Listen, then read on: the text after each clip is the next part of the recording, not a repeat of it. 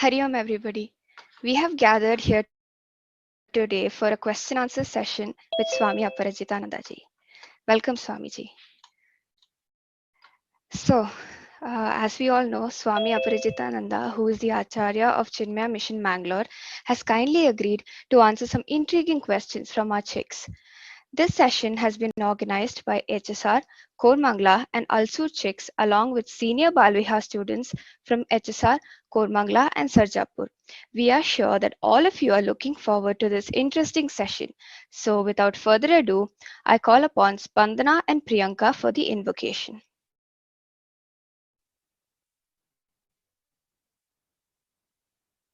Om.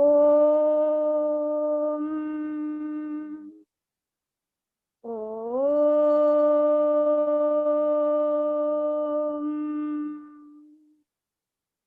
Om.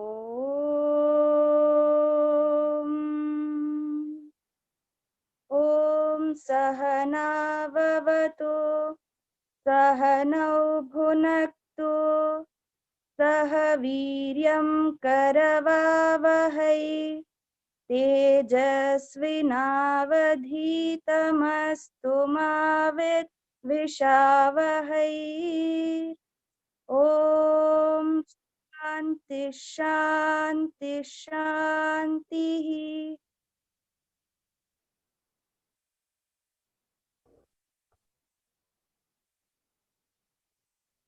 अजं निर्विकल्पं निराकारमेकं निरानन्दमानन्दमद्वैतपूर्णं परं निर्गुणं निर्विशेषं निरीहं परब्रह्मरूपं गणेशं भजे मा परब्रह्मरूपं गणेशं भजे मा गुणातीतमानं चिदानन्दरूपं चिदाभासकं सर्वगं ज्ञानगम्यं मुनिधेयमाकाशरूपं परेशं परब्रह्मरूपं गणेशं भजे मा परब्रह्मरूपं गणेशं भजे मा जगत्कारणं कारणज्ञानरूपं सुरादिं सुखादिं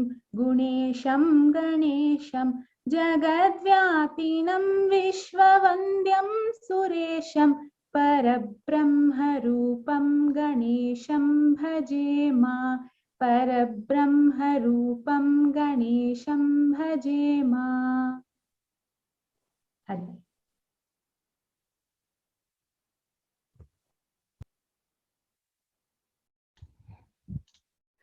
Thank you, Spandana and Priyanka. Now I invite Ananya for the welcome speech. Hari Om. Hari Om Didi. Om Shri Chinmaya Guruve Namaha. Hari Om. My humble pranams at the lotus feet of our beloved Gurudev, Pujya Swami Chinmayananda ji, to Pujya Swami Brahmananda ji, and to Pujya Swami Aparajitananda ji. I thank each and every one of you for being here with us today, and I extend a very warm welcome to Swami Aparajitananda ji, all the Sevak and Sevikas, and my fellow Chick members. I'm very happy to have gotten this opportunity to introduce Pujya Swami Aparajitananda ji. Swami Aparajitananda ji in his Purvashram was an electronics and communication engineer. After working in Bangalore as a lecturer in an engineering college for 5 years, he resigned from the job in order to study the Indian scriptures in depth. After undergoing an intense training in Sandipani Sadhanalaya at Mumbai for 2 years, Swamiji joined Chinmaya Mission as a full-time Acharya. In year 2018, on Mahashivratri Day, Swamiji was given Sannyasa Diksha. A very fluent speaker in English, Swamiji has conducted several discourses in different parts of the country and in reputed institutions like Indian Institute of Technology at Mumbai. The depth of his understanding along with clarity in the subject is clearly visible in all his discourses. He is also a regular contributor to various magazines, and his articles are widely appreciated by all. Swamiji has served the mission centers of Karnataka in Bangalore, Mysore, and Shimoga. Right now, he's serving the mission center at Mangalore. I'm sure everyone is eagerly waiting to hear from Pujya Swamiji. So let's get started. Hari Om. Thank you, Ananya. Now I would like to hand it over to Sushmita for the question answer session all of us have been eagerly waiting for. Also, please note that when it is your turn, you will be unmuted and then you can ask your questions. If you have any other questions or queries, please feel free to drop them in the chat box. Thank you, Nandana. My humble prostrations and pranams to Swamiji and Hari Om to all. So without much delay, let's move on to the most awaited session. Before that, a few rules. I have segregated and categorized questions into different categories, uh, mm, including mindfulness and life, questions regarding student life, questions that are women-centric, and questions regarding ancient knowledge and beliefs. So the first category would be mindfulness and life, uh, to be asked first by Pradhan. So if any questions later could be please put on to the chat box and we will let Swamiji answer. So, Hari Om Swamiji. I have two questions. My first question is, we are surrounded in a world full of distractions. How do we focus our mind? How do we prepare our mind to focus and achieve flow and mindfulness in any? Question is how to develop concentration. Right, Pradhan? Yes, Swamiji. How do we prepare our mind to concentrate? See, whatever you train the mind will behave accordingly. This is the law of this universe. So generally what we do, we never pay attention to concentration. We never concentrate.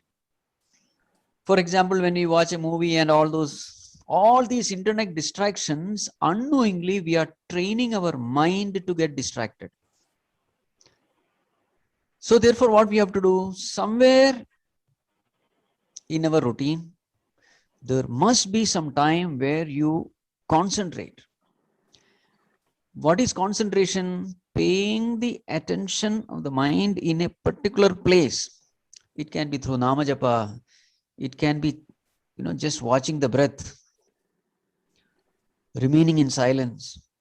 These are all the ways, various ways in which concentration of the mind can be developed. Which technique is applicable to you? It is up to you to choose. Now, your another question is about mindfulness. This again, we will have to practice. Whatever we are doing, let the mind remain in the action at hand. Generally, the tendency of the mind is to go somewhere, wander. It will be thinking something and all that. You are doing something, but your mind is thinking something else. Don't do this. Again, you see that you are training your mind in not focusing in the present. Mindfulness is nothing but focusing the mind in the job at hand. The more and more you practice, the more and more this ability will start developing in you. Everything is just a habit. Every day, suppose the first day when you want to jog, you run. How many minutes can you run first day? Hardly 2 minutes. But then every day when you do, it becomes 2 minutes, 5 minutes, 10 minutes, 15 minutes. And slowly, 1 hour, 2 hours, you are able to run. But then you don't get tired.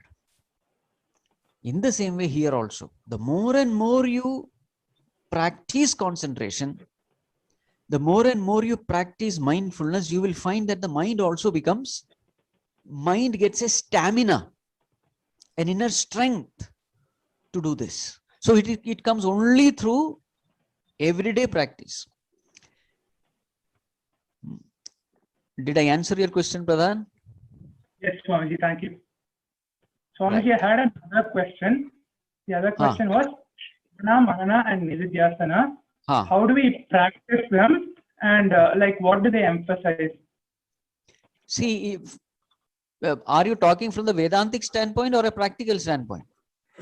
Both, Swamiji, like can be applied even practically. Okay, fine. So see, Shravana, Manana, Nididhyasana. Shravana means listening.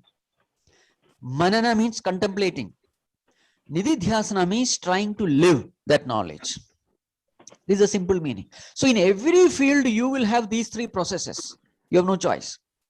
For example, suppose there is a person who is addicted to smoking, let us say. So he saw these films and all these film stars, you know, they glorify smoking, drinking, etc. So he also took up, you know, sending that, what you call that? Circular smokes. Inner circle, inner loop. So he saw this. He also got excited. He started smoking. And then he came to know, somewhere he read that smoking is injurious to health. Now that is Shravana. Shravana means information. Till then he never knew that this smoking is so bad. Then he got information, then he found out, then he thought for himself, see, this practice which I am doing, health is more important. So many kinds of different kinds of cancers, etc. come because of smoking. Health is more important. So then he started doing mananam. Mananam means reflection. Now he is convinced I should quit smoking. But quitting smoking is not easy because he is addicted to it. Right? So every time that desire to smoke comes, what does he do? He says, no, it is not good. Now he has to struggle with that bad habit. That struggle is called Nididhyasana. And at the end of it, what happens? He is able to quit. So the end result of Nididhyasana means you are able to live the knowledge which you appreciate. So Shravanam gives you information, Mananam gives you conviction, and Nididhyasanam gives you, transforms you. That knowledge, you are able to live that knowledge, you are able to gain benefit from that knowledge. This is from a Vyavaharika level, transactional level. Now from the Vedantic level also the same thing happens. Shravana, you listen that I am infinite, I am immortal, I am not this body. Aham Brahmasmi. This is what you listen from Upanishads, Bhagavad Gita, etc. Then you say, how is it possible that I am infinite? I am a finite little being. How is it possible I am immortal? I am a fellow who is going to die after a few years. But then Upanishad is saying that you are infinite. You are infinite, blissful self. Sorrow can never touch you, etc., etc., etc. Such things are said. So then you start doing mananam. You reflect on how is it possible? So then all those logics are given in Vedanta, in the Upanishads, etc. Applying the logic, now you are convinced, yes, happiness is my nature. Peace is my nature. Immortality is my nature. You come to know, you are convinced. Now you want to experience it. So in Nididhyasanam, through meditation, etc., you try to experience. And final stage is, whatever is said, you have a direct experience of it. That is the end result of Nididhyasana. So if you want to go into detail of this, then you will have to step into Upanishads and Vedanta and Bhagavad Gita, etc. Pradhan, done? Yes, Swami. Thank you so much. Okay. So the next question is from Anirudh Iyer. Huh. Hari Om Swamiji. Where are you? I'm right here. Yes. So my question was, Krishna says in the Bhagavad Gita, Karmanye vadikaraste ma phaleshu kadachana. Yes. But in the corporate world, we are forced to work with some phala in mind. It could be a promotion, a bonus, or a hike. Yes. So how do we overcome this apparent contradiction? Contradiction. Yes, it's a good question, and this is one question which normally these youngsters have. See, let us understand, let us keep this in mind. Without getting inspired by the result, nobody can do anything in this world. Karma phala alone is the inspiration for every one of us. Whoever you are, whether you are a materialistic person or a spiritual person. Why are you doing? What are you doing? For what is a very important question. That is what inspires you, isn't it? It can be money, power, position, whatever. In spirituality, we seek moksha. So there is a goal. There is a karma phala. So remember this. There is a very famous saying in Sanskrit. Prayojanam anuddishya mandopinam pravartate. Without a result, even a dull-witted fool will not work. So every one of us, we perform action, keeping a particular result in mind. Right? Karma phala only is the inspiration for all karmas. Now what happens is, for most of us, yes, it is a result which is an inspiration. For example, a student studies for what? For passing the exam, for getting a particular percentage. That is inspiration that brings the best out of us. But very many times what happens, the result-oriented approach can be very exhausting. It can create tension, fear, anxiety, worry, etc. What is the fear? Whether I will get it or not, whether I will succeed or not, whether I will fail. You know, this fear is there. So what happens in this fear? Your performance level comes down. So what happens is, instead of putting your best in the present, you are worrying about the future and spoiling the present. See, your result is directly proportional to the efficiency of your action in the present, isn't it? In the present, when the action is perfect, naturally the result will be perfect. There is a deep connection between your action and the result. Better the action, better the result. Now what is happening? Your mind is in the future. You are worrying whether you will get it or not. And worrying about this future, you are spoiling your present. You are spoiling your present action. So therefore, what Bhagavad Gita says, when you are performing your action, don't think about the future. Let the mind be in the present, which our Pradhan called it as mindfulness. Mindfulness means fixing the mind in the present, not allowing the mind to escape anywhere else. So what happens when your mind is totally in the present? You bring out great efficiency, and naturally the results will also be great. So whenever we say ma phaleshu kadachana karmanyeva adhikaraste, your right is only in the karma, meaning remain in the present. Ma phaleshu, don't allow your mind to escape and worry about the future. As Pujya Gurudev used to say, plan out your work and work out your plan. What is the first step? Plan out your work. You plan. First plan what is the goal, how you have to go, and etc. Once you have planned it, then what is the next stage? Work out your plan. Then let not again planning continue. Then work. Working means what? Keeping the mind in the present. That is working. So if this way you go, definitely you will succeed. Remember this, without karma phala, nobody can be inspired. Nobody. Did I answer, Anirudh? Yes, Swamiji, thank you very much. Thank you. Right, right.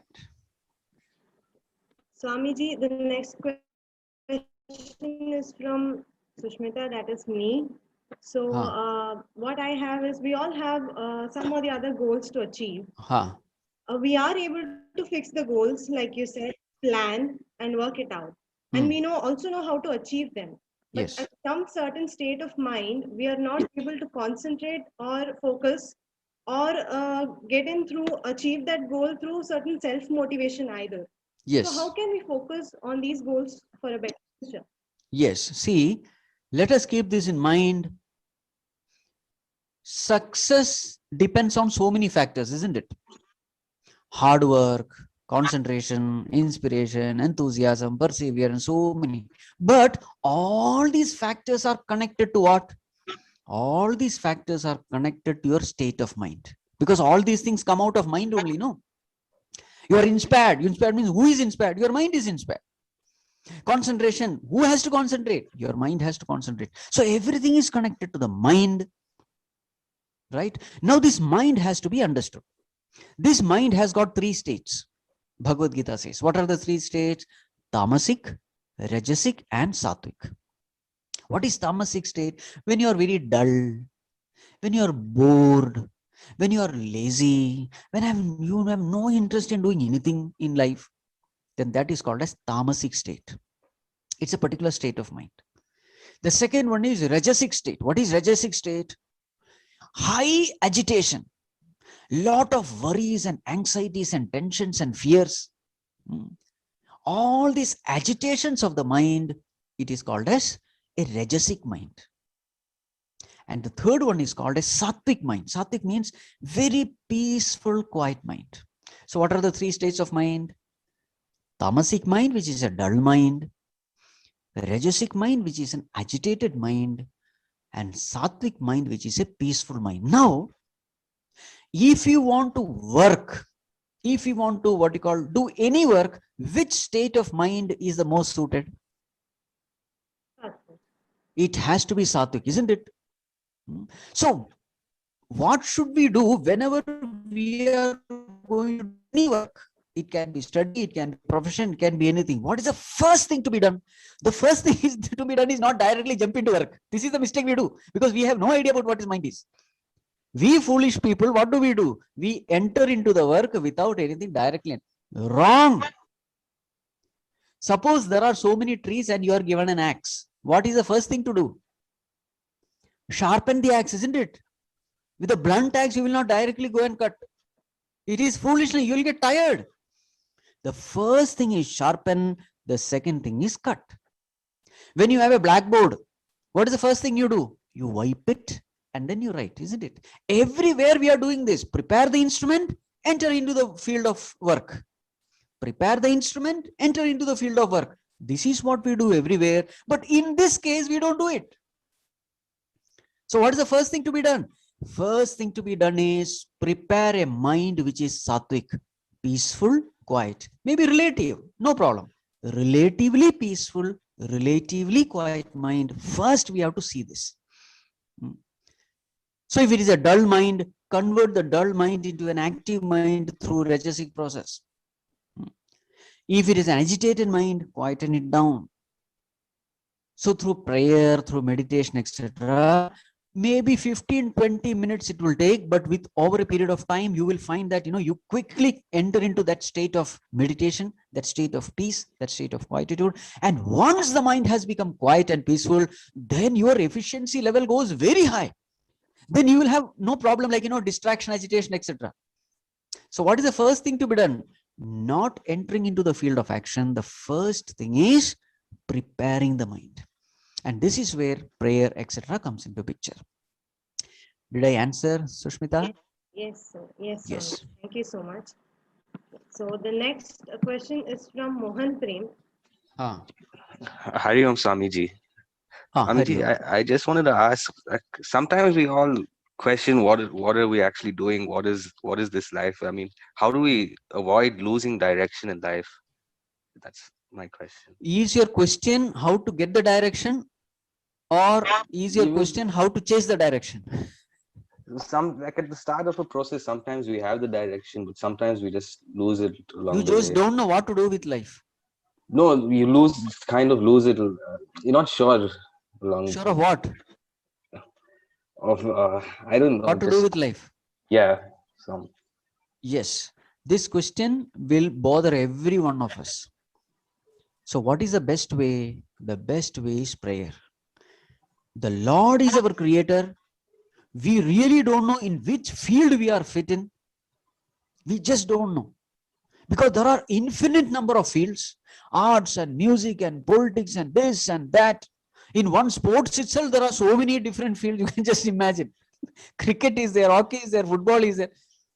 There are infinite number of fields, and how will I know which field I am fit for? We may say engineering, but that engineering itself, one simple branch called electronics has so many branches. Isn't it?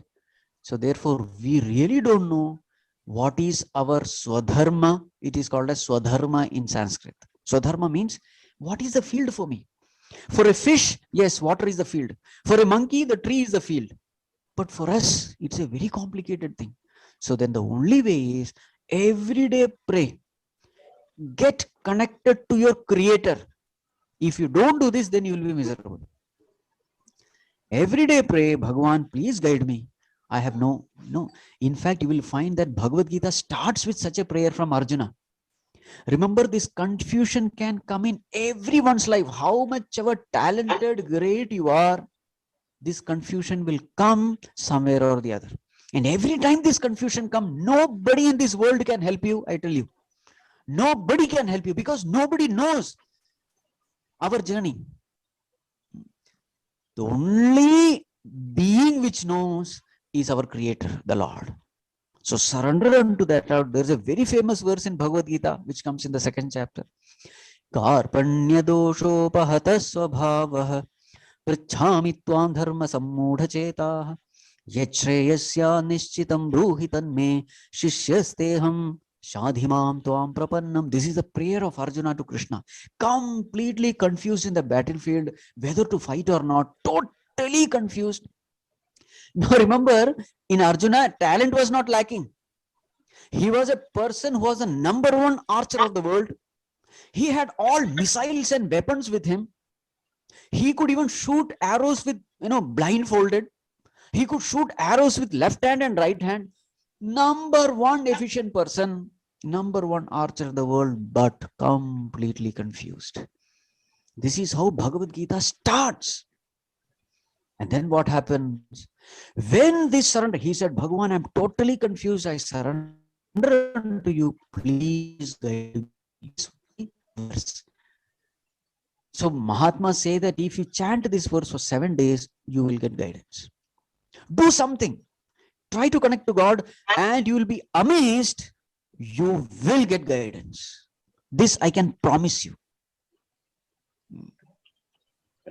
Yes, Swamiji, thank you. Right.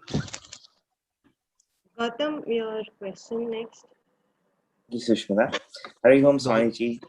Hari Om. Swamiji, my question was around negative thoughts in the mind. Sometimes a negative thought just comes in and it sits there and try things to try to get it to focus out, to get rid of that, but it just lingers around sometimes. Yes. My question is, how can you focus the mind away from that? There are so many ways, but the best way is to surrender unto God. What are the negative thoughts? Kama, Krodha, Lobha, Moha, Mada, Matsarya. 6 are mentioned in our scriptures. Kama, lust. Krodha, anger. Lobha, greed. Moha, Moha means attachment. Mada, arrogance. Matsarya, jealousy. So in this age, you will find that these things can really disturb the life of a youngster. We are exposed to all kinds of dirty things in the internet. So karma is definitely there. Krodha is there, competition is there, jealousy is there. So what is the way in which we can win over these? So in Bhagavad Gita it is said, Daivi hesha gunamai mama maya duratyaya mameva ye prapadyante mayam etam tarantite. Bhagavan says nobody can win over these negativities by themselves. Nobody in this world is capable of winning over these negativities with their own effort. Means what? Everybody has it. Everybody has it. How much ever great, talented that person may be, every one of us, we have it. But then what is the solution? Bhagavan says, Mameva ye prapadyate. Those who surrender unto me, Bhagavan says, they will come out of it. So what is the way? Say, Bhagavan, save me. This particular negativity is troubling me a lot. Please, I seek your guidance. I seek your strength. And amazing thing will happen. Now God is omnipotent. Infinite is his power. So compared to infinite power, what are these? Nothing. So any of your weaknesses, any of your addictions, any of your problems, you can definitely win over by focusing your attention upon Bhagavan. You must, you must take some tapas in your life. You will say, Bhagavan, I'm going to chant this particular thing for this many minutes. You just save me from this particular problem. You have a, what do you call that? A business deal. You understand? From your side, there should be effort. It's not that surrender means just pray and keep quiet. No. There you must put forth effort.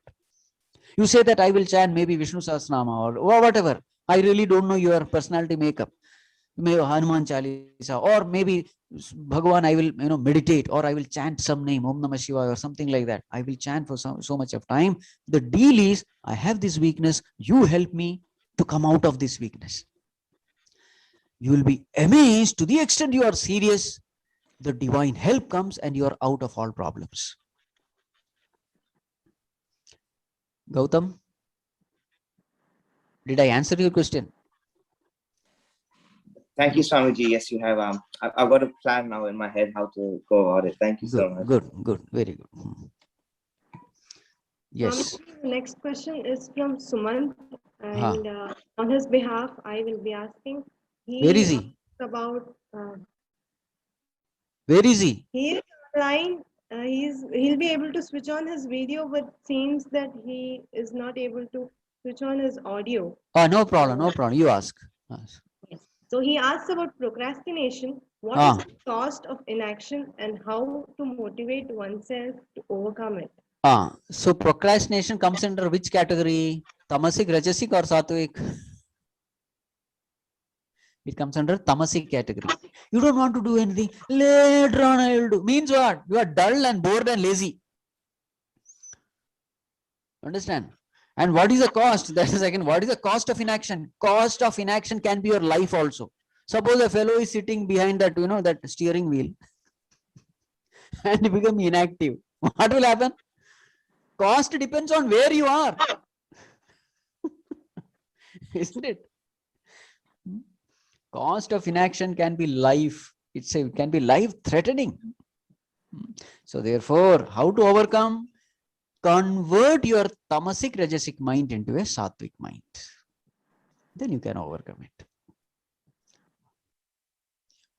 Yes. The second question which he would like to ask is, consciousness is the only truth, the only I. That is Karthik, no?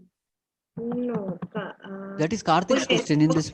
Sorry, yes, I'm sorry. Karthik has appeared now. Karthik will ask.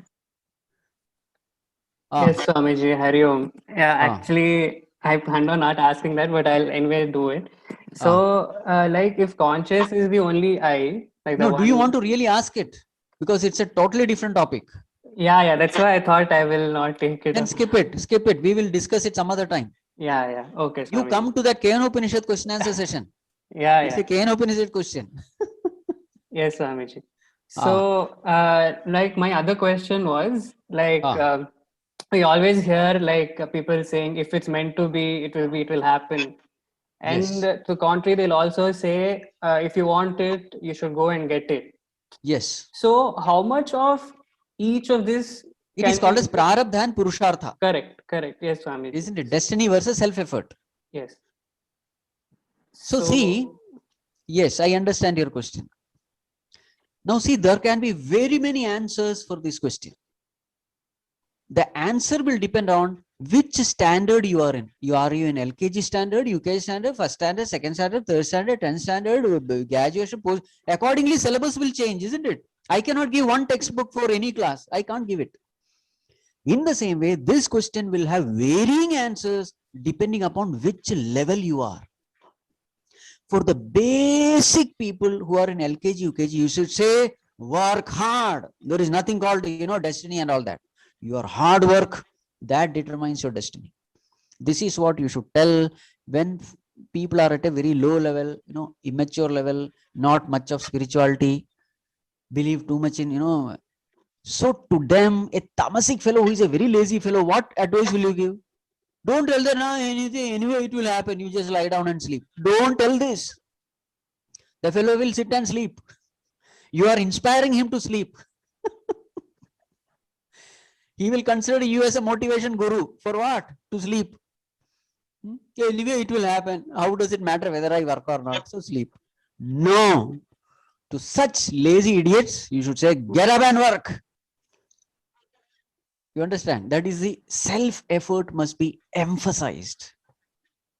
But as you evolve, now putting forth effort is not a problem for you. But then effort is combined with tension.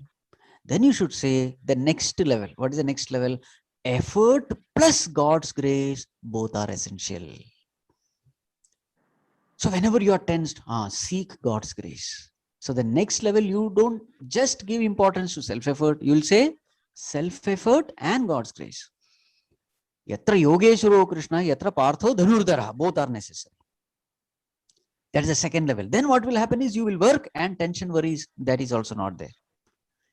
But later on a stage comes when your mind is extremely pure. Hard work is never a difficult problem for you. But then you also understand that this hard work comes from deep, an inspiration has to come for doing hard work. Where is that inspiration coming from? You don't know. Your mind is extremely peaceful, quiet, and very pure.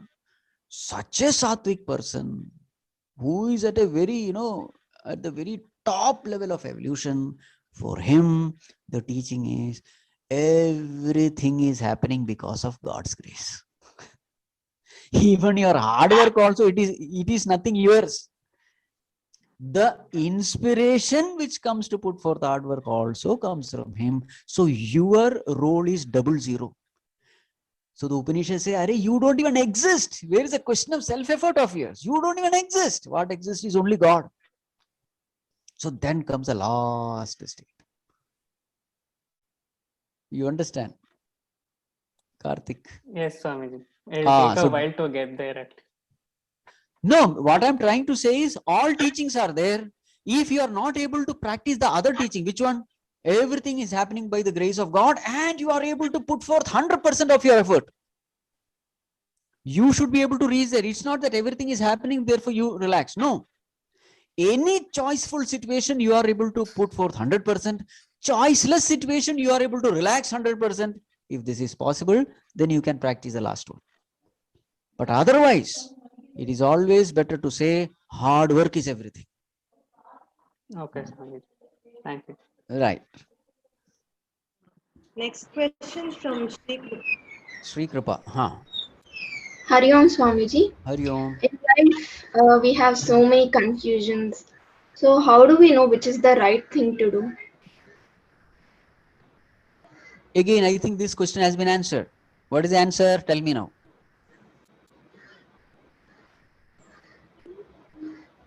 Whenever you have confusion, what is the right thing to do? Turn to God.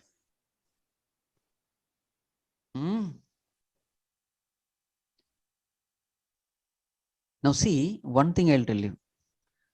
How do we know that something is right or wrong? How do we know? After doing it, if there is a guilt feeling, if the mind is disturbed, know for sure that you have done something wrong. You understand? After doing it, if the mind is disturbed, mind gets disturbed when your thinking is not right. After doing it, if there is fulfillment and joy and peace, know for sure what you have done is right.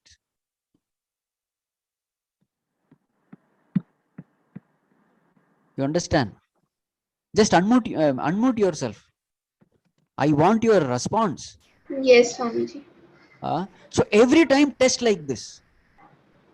So now maybe something you do and there is peace. But the very same thing after 10 years, you will come to know that it is a wrong thing.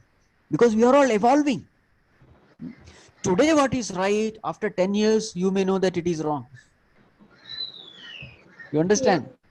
Because lessons are changing. Tamasic person, higher than that. Rajasic person, higher than that. Sattvic person, lessons are changing. You know this Mike Tyson? Mike Tyson, have you heard of Mike Tyson? All of you have heard. That fellow was #1, boxing champion. I don't know whether you have seen that video. For a long time, he was #1. There is a video, I think some 2 minutes in YouTube, where an interviewer comes and asks him, he had spread out all this, the belts, golden belts. They get a belt there in boxing. When you become a champion, world champion, then you get a belt, some gold belt or something like that. So he had kept all those belts there on a table. So this interviewer asking him, Mike, this is your history, with great, appreciation. You know what he did? He just threw everything and said, garbage.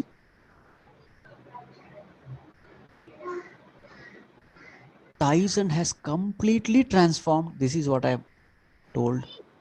Once upon a time, he used to enjoy the blood dripping from the nose of his opponent. There was a time when he used to enjoy knocking down all those opponents. Today that person says love is everything. You understand what I'm saying? Yes. Sometime you thought something was right. You keep doing what is right. You keep on doing. And how do you know whether something is right or not? Look within. Is the mind disturbed or is the mind peaceful? If the mind is disturbed, then understand you are doing something wrong. If the mind is peaceful, continue. And slowly, slowly you will find that God keeps on guiding you. Just listen to this. This guidance comes from none other than God himself. Are you able to understand, Kripa? Yes, Swamiji. Yes. Remain connected to God, then you will never be lost in life. Thank you so much. Right. Yes. Next. Question is based on students' life. Ha. And Vijeta would want to ask is Vijeta unable? I think she's Yes, unable. yes, I'm here, Didi. Okay. Hariom Swamiji, Yes. I would like to know what would be the ideal daily routine of a student. You mean to say getting up and sleeping? No, so the things that should be included in every student's daily routine. Okay. Number one, there should be some activity which gives you peace of mind, like prayer, meditation. It's very, very, you must take care of your mental health. Prayer, meditation, etc. takes care of your mental health. People who don't do this, that's why, you know, all these people commit suicide. IIT toppers are committing suicide. Do you know that? In IIT, the suicide rates are increasing. What is lacking in them? Not professional knowledge. They are very good in physics, maths, chemistry, etc. Then what is lacking? This mental health is lacking. You must be a cheerful person, a happy person. You must be a person who is very comfortable with everything in life. Ups and downs, this is a part of life. Sukha, dukkha, mana, apamana, raga, what do you call that? All those, you know, heat, cold, they're all the ups and downs of life. You must be comfortable. Just like a boat is comfortable in that wave, you know, it just keeps floating. So mental health is number one. For that mental health, you must have some time for prayer, for japa, etc. to connect to God. The second thing is physical health. That's also equally important. So there must be some time where you should spend, you know, maybe some exercise. I would suggest yoga, pranayama, because that is a scientific way of keeping yourself healthy. Yoga, pranayama, some time you must have for that also. Right? And then what? Sometime, of course, you must have time for studies also. You must have time for studies. Of course, you must have. You are a student?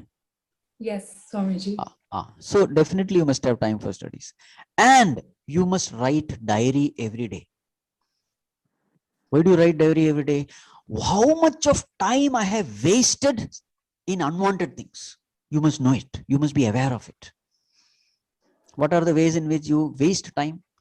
Gossiping, chit-chatting, messaging. I don't know what all things youngsters do now. Nowadays, a lot of distractions are there, WhatsApp and internet and so many things. So therefore, you must know how much of time you're wasting. You must be aware. How will you be aware? Unless you maintain a diary. How many hours I have wasted today? You must know it. So then somewhere you become conscious of your wastage of time and then you try to come out of it. This is another thing you must do. So if this much you do, this is more than sufficient. I will not say get up 3 o'clock and study. No. Everybody's body makeup is different. Some people are very comfortable studying in the nights. I know very many youngsters who get up, I think 11 o'clock, 12 o'clock only in the morning. So that depends upon your body clock. I will not. Of course, it is good that you get up in the Brahma Muhurta, etc. But if you find it difficult, if there is any health problem, don't give too much of importance for it. But mental health is very important. Cultivate all noble virtues, love, compassion, forgiveness. Get rid of all negative vices like hatred, jealousy, anger. So this way, have a good mental health, good physical health, and professional, you must have time. And see to it that you don't waste time unnecessarily. If this much is taken care, everything is taken care. right? Yes, Swamiji. Okay. Thank you. So the next question from Suhasini. Next question is from Suhasini. Suhasini. Suraj. Suhasini, are you there? Are able you to- sure it is Suhasini? It's Suraj. Are you Suraj. asking the talk from the chat? Chat is Sangeeta. Are We'll you- do that after Suraj. Suraj, fine. Yeah? Okay, fine. What is the question? Hariom Swamiji. Mine is Hariom. also a related question. Ah. In the earlier days in Gurukula, Gurus used to supervise the entire lifestyle of the student. But in the modern time, we have to self-impose. We should impose it on ourselves. So what would be some tips and advices to bring our life as a knowledge seeker? What are those things which we should do? Same tips, Baba. Just now I gave. Yes, sir.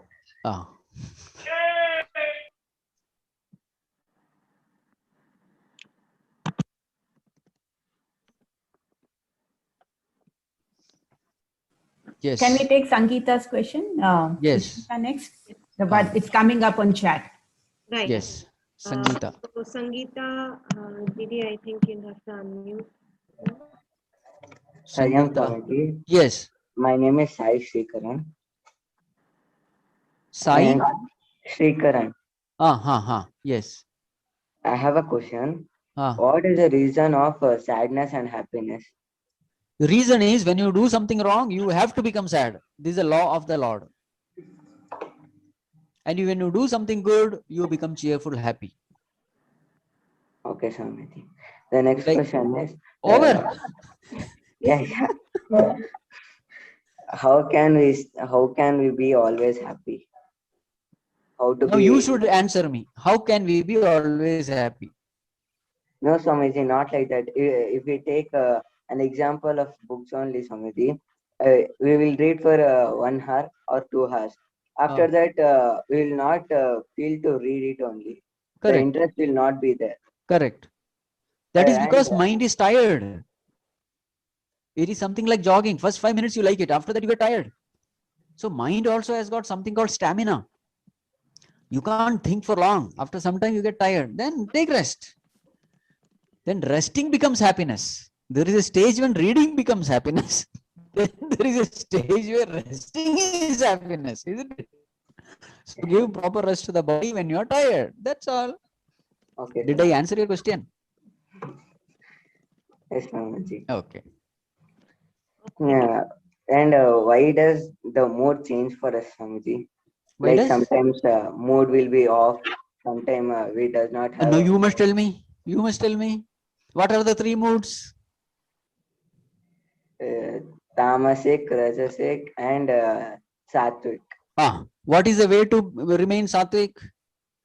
We have to be praying God. Very good, very good, very good. See, when mind becomes filled with negative thoughts, you enter into these rajasic and tamasic moods. What is the cause because of which we enter into rajasic, tamasic moods? It is because of our own negative thoughts. So unknowingly, I entertain some negative thoughts and then I go into these depressing moods. So what should be done? If you have to change the thought, if you have to change the mood, just change the content of your thoughts. Positive thoughts, cheerfulness. Negative thoughts, disturbance. So then what should I do? Replace the negative thoughts with the positive thoughts. And this is what you do in prayer. Okay. So the technique is 5-point technique. Observe, detect, eliminate, substitute, strengthen. 5-point technique. Observe your mind, number 1. Detect the negative thoughts, number 2. Eliminate the negative thoughts, number 3. Replace the negative thoughts with positive thoughts, number 4. Strengthen those positive thoughts. Then what will happen? Your mind is always having positive thoughts. And what is the result of positive thoughts? Cheerfulness, happiness, peace, joy. You'll be bubbling with joy, helplessly, choicelessly. Swamiji, I have another question. Ensure Can that I your ask thoughts in are positive. That's all you need to do. Okay, Swamiji. I have another question. Can I ask in Kannada? Ask. ಯಾವಾಗ್ಲೂ ಎಲ್ಲಾರು ಹೇಳ್ತಾ ಇರ್ತಾರೆ ಎಲ್ಲಾರಲ್ಲೂ ದೇವ್ರು ಇರ್ತಾರೆ ಅಂತ Ah. ಮತ್ತೆ ದೇವ್ರೇ ಧರ್ಮನ ಸೃಷ್ಟಿಸಿರೋದು, ಮತ್ತೆ ಅಧರ್ಮನೂ ದೇವರೇ ತಾನೇ ಸೃಷ್ಟಿಸಿರೋದು. ಮತ್ತೆ ಯಾಕೆ ಅಧರ್ಮ ಮತ್ತೆ ಧರ್ಮ ಡಿಫ್ರೆಂಟ್ ಆಗಿ ಇರತ್ತೆ? ನೋಡಿ, see, it is like light and darkness. To the extent you go away from light, what will you experience? Darkness. They are not two entities. Absence of one makes you feel the other. Understood? So to the extent you go away from God, to that extent you will be surrounded by evil and all kinds of negativity. God means light. It is not dharma and adharma, two things are there. No, only good thing is there. But the moment you turn your attention away from good, you will be surrounded by bad. So what to be done? Turn to good. That's all. Okay, Swamiji. Done. That's all, Swamiji. Yes, Swamiji. Swamiji, Pranay wants to ask a question. So, Pranay, please unmute. Hari Om, Swamiji. You mentioned in the case of Mike Tyson, 10 years later, he realized about peace. Yes. But say for a coal company, which is mining coal, for them, peace is only when money is coming in, which is drilling more. Or for an oil company, same. And you're saying that then we have to wait for that person to realize that it is wrong. Yes. But then that cost is at the cost of an environment, at the cost of our living. See, so that's not right, no? See, who is taking care of the world? The Lord. Leave it to him. Leave it to him. Taking care. You just take care of yourself. Okay? I have to take care of myself. That's all. I don't have to take care of the entire universe or cosmos, etc. If you are a minister in that coal mining department, yes, then you have to think of this. Say I'm an environmentalist working towards that. Then so whatever power you have been endowed with, for example, you are in a particular post, you have been given some power, some influence, some wealth. That cosmos itself has given you certain responsibilities. And you have certain powers. Exercise those powers to bring greater peace and harmony in the environment. Now there are things which is not in your control. Just accept it with prasada buddhi. God, thy will be done. You understand what I'm saying? Yeah. There is a choiceful situation, there is a choiceless situation. In choiceful situation, exercise your choice. Use your powers, whatever you can. But there are choiceless situations where nothing is in your control. Some ministry is corrupt and he is just, exploiting the whole nature. You have no control. Just accept it as a will of God. Then you will have peace of mind. Okay. Thank you. Right. Next question from Suhasini.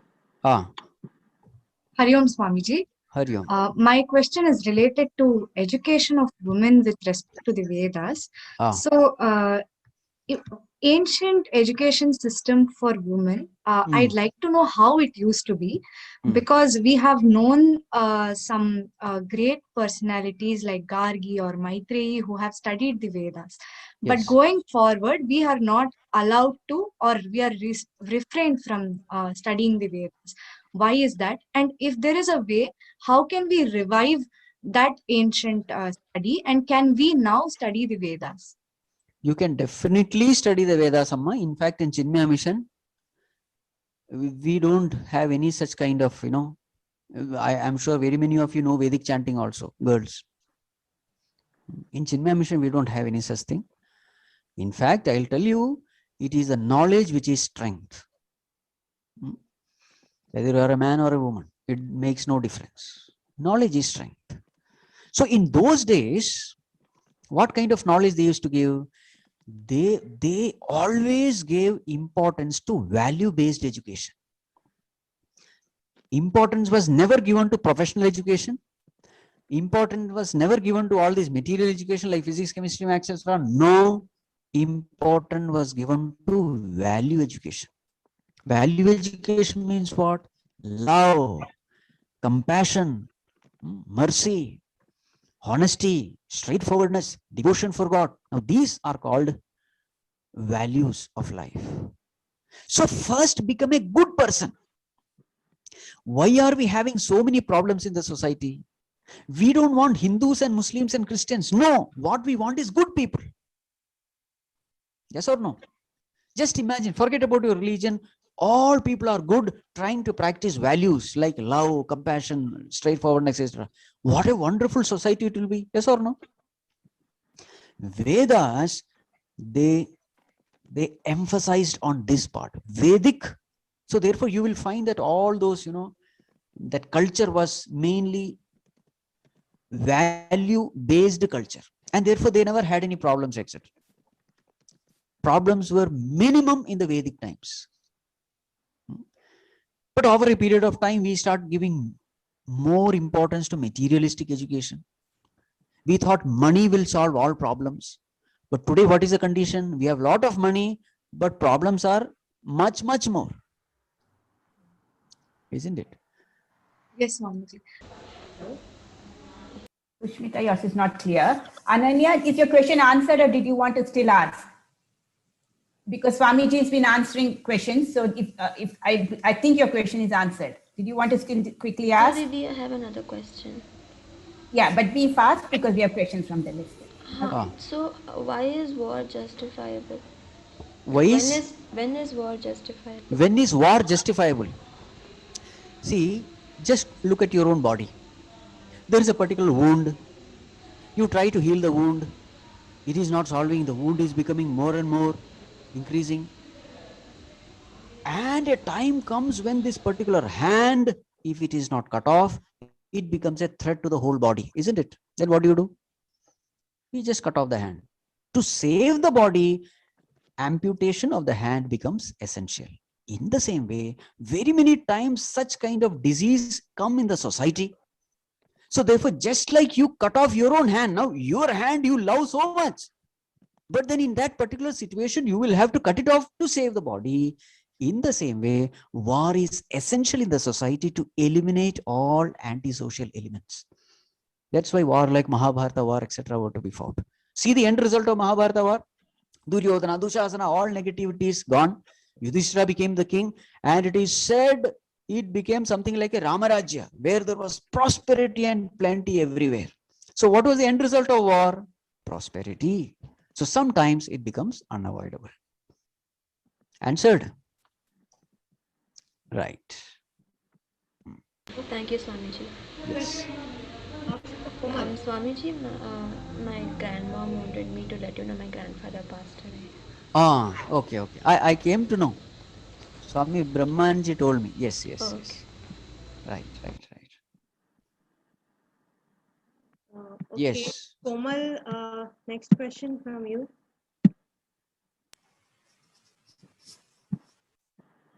I don't think Komal's there. You can go ahead. Where is? Or ask Shashwat's question. I'm unmuting Shashwat. Right. Okay, Shashwat. Right. Yeah, Swamiji. Yes. Louder. Yeah, I have two questions. One is, how are the sages able to predict the distance of like planets and heavenly bodies thousands of years ago? Like even like a few hundreds of years ago, the scientists also predicted and it was correct. Like what our sages predicted was the same thing. So how are they able to do it without any technology? In fact, the modern scientists say those sages, what they said is much more accurate because we have made lot of assumptions.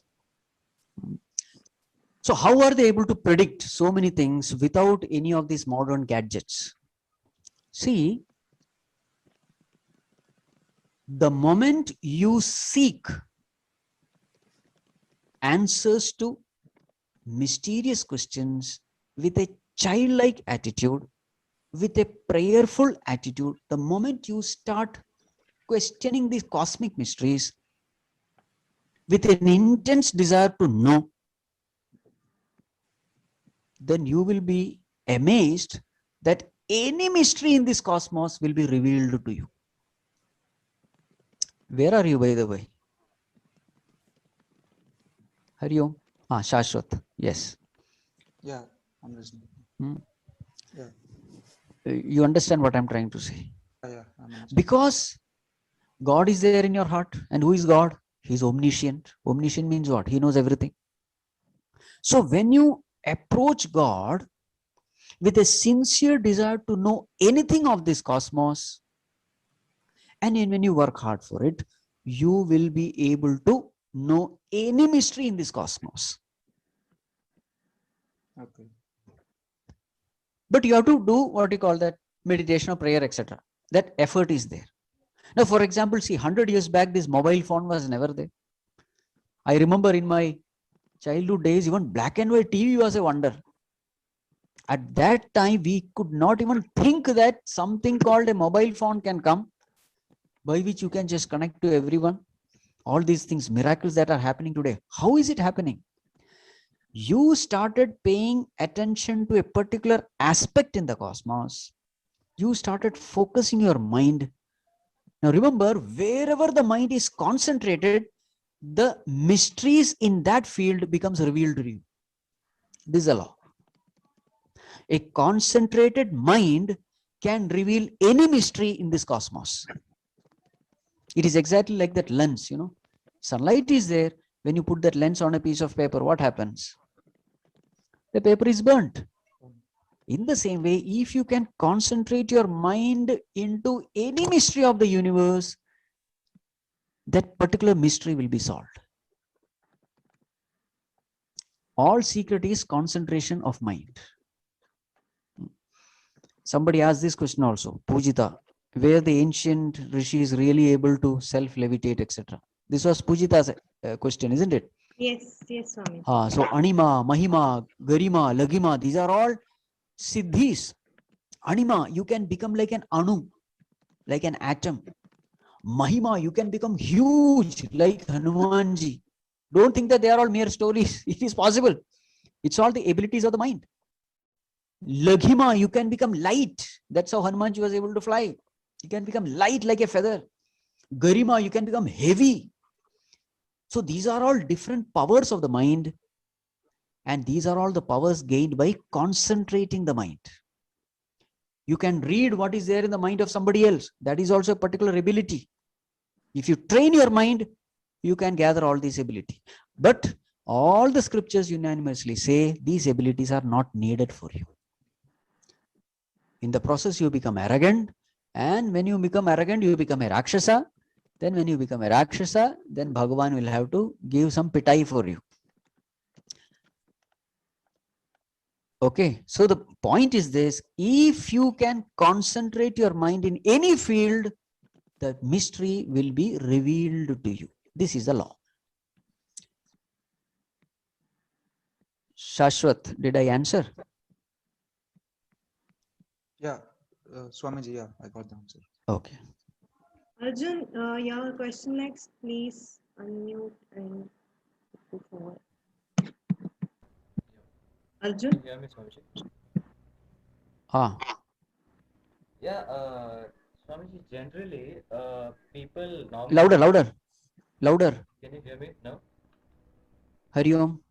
Can you hear me now, sir? Its voice is less. Okay, can you hear me now, Swamiji? Can you hear me now?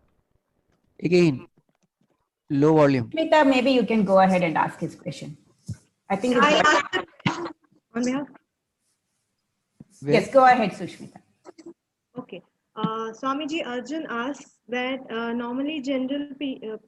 generally normal people cannot attain samadhi, and as we have desires and aspirations, but rishis and sadhus could, because they do not have any worldly desires of any sort. Their main aim in life is to attain that state. Therefore, can that not be considered as a desire as well? Is what? Cannot be considered that as? Can't that be considered a desire as well? That about rishis and sadhus having entering into samadhi state, that is their main aim in life, right? Correct. Can't be a desire for them to. Correct. See, that desire is a desire which takes you to desirelessness. You understand? For example, you have a desire to sleep. What is a result? You lie down close your eyes. Then what happens? What happens to your desire to sleep after getting into sleep? What happens to that desire? You become desireless, isn't it? Desire to sleep also goes away the moment you enter into desire. The moment you enter into sleep. Samadhi is also like that. You have a desire for samadhi. The moment you enter into samadhi, all the desire gone. Yes. So it is a desire which takes you to desirelessness. Yes. Did I answer? Yes. Right. Yes. I think it's time. We have a lot of time constraints. So any questions which anyone would like Swamiji to answer, maybe you can mail or send it to us. We can maybe get back to you. So now the session was well and good. Now for the vote of thanks, I suppose. No, all the questions are answered or not? Is there anyone with questions? Actually, Komal and Krishna had their questions. Please go ahead. Komal, I think he's not here. And Krishna also, he could not make it up to the same. So, Annapurna Didi, please. So, Swamiji, yeah, can we ask the questions? We'll send them across to you over email or something, and we'll distribute. We'll make sure it's circulated in the class. So, all the questions are taken care? Are left. Yeah, only 2 more left. That we will kind of pass it on to you. And those people are there now? No, both of them I called out. They haven't are not there. Turned on there. Yeah. Okay. So fine. Yeah. So Nandana and then Gautam. Yeah. Thank you, Swamiji. Thank you, Sushmita. Vijeta will now present the vote of thanks. So I think it's myself. I'll do the vote of thanks.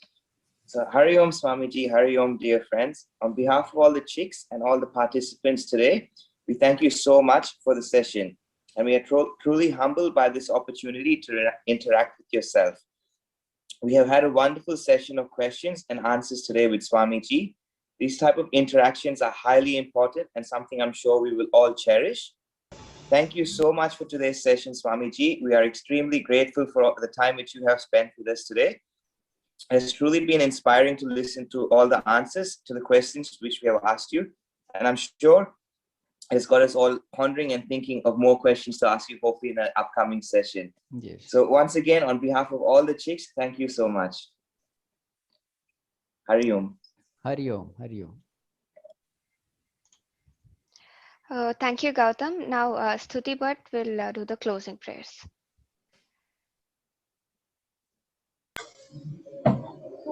ॐ स्वस्ति प्रजाभ्यः परिपालयन्तां न्यायेन मार्गेण महिं महिष्याः गोब्राह्मणेभ्यः शुभमस्तु नित्यं लोकाः समस्ताः सुखिनो भवन्तु काले वर्षतु पर्जन्यः पृथिवी सस्यशालिनी देशोऽयं क्षोभरहितः ब्राह्मणाः सन्तु निर्भयाः ॐ सर्वेषां स्वस्तिर्भवतु सर्वेषां शान्तिर्भवतु सर्वेषां पूर्णं भवतु सर्वेषां मङ्गलं भवतु सर्वे भवन्तु सुखिनः सर्वे सन्तु निरामयाः सर्वे भद्राणि पश्यन्तु मा कश्चित् दुःखभाग् भवेत् असतो मा सद्गमय तमसो मा ज्योतिर्गमय मृत्योर्मा अमृतं गमय ॐ पूर्णमदः पूर्णमिदं पूर्णात् पूर्णमुदच्यते पूर्णस्य पूर्णमादाय पूर्णमेवावशिष्यते ॐ शान्ति शान्ति शान्तिः हरि ओम श्री गुरुभ्यो नमः हरि ओम